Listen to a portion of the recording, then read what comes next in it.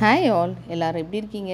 இன்றைக்கி வந்து லஞ்ச் பாக்ஸ்க்கு என்ன பேக் பண்ணணுன்னு பார்க்கலாங்களா? சிக்கன் பிரியாணியும் எக்கு ஃப்ரையும் தாங்க இன்றைக்கி லஞ்ச் பாக்ஸ்க்கு. அதுக்கு வந்து சிக்கனை நேற்று மேரினேட் பண்ணி வச்சாச்சு. அதை வந்து நம்ம ஒரு பேனில் போட்டு ஃப்ரை பண்ணி எடுத்துக்குவோம். இப்போ வந்து பிரியாணிக்கு இஞ்சி பூண்டு பேஸ்ட்டு போட்டு நல்லா வதங்கினதுக்கப்புறம் வெங்காயம் போட்டு அதுவும் நல்லா கண்ணாடி பதம் வர வரைக்கும் வதக்கணுங்க. அது வதங்கினதுக்கப்புறம் நம்ம வந்து வெறும் மிளகாத்தூள் கரம் மசாலாலாம் போட்டு அதையும் ஒரு தடவை வதக்கினதுக்கப்புறம் நம்ம தக்காளி ஆட் பண்ணிக்குவோம். தக்காளியும் ஆட் பண்ணி நல்லா ஸ்மாஷ் ஆகிற வரைக்கும் அதுவும் வதங்கினதுக்கப்புறம் நம்ம இப்போ ஃப்ரை பண்ணி வச்சுருக்க சிக்கனை இது கூட ஆட் பண்ணி இந்த ஸ்பைஸ் எல்லாம் அது உள்ளே ஏறுற வரைக்கும் ஒரு 5 நிமிஷம் வதக்கினதுக்கப்புறம் நம்ம வந்து ஊற வச்சு வச்சுருக்க ஜீரக சம்பா ரைஸ் எடுத்துக்குவோம்.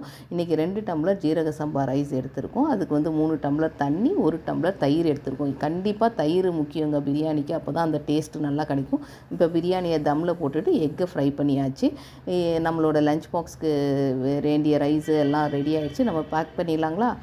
பிரியாணி அப்புறம் எக்கு ஃப்ரையும் தயிரும் தாங்க இன்றைக்கி பேக் பண்ணியிருக்கோம். ஏன் இன்றைக்கி அவசரமாக இதெல்லாம் காலையிலே ரெடி பண்ணிட்டோன்னா நம்ம பொங்கல் வேலைக்கு வீடெல்லாம் துடைக்க வேண்டியது இருக்குங்க இல்லைங்க. அந்த நம்ம அப்ளையன்சஸ் அப்புறம் டோர் இதெல்லாம் அடுத்தது தொடச்சி ரெடி பண்ணணும். யாரெல்லாம் உங்கள் வீடை க்ளீன் பண்ண ஆரம்பிச்சிட்டிங்கன்னு சொல்லுங்கள். இந்த க்ளீன் பண்ணும்போது வெட் டிஷ்யூவில் க்ளீன் பண்ணால் நல்லா ஈஸியாக இருக்குங்க.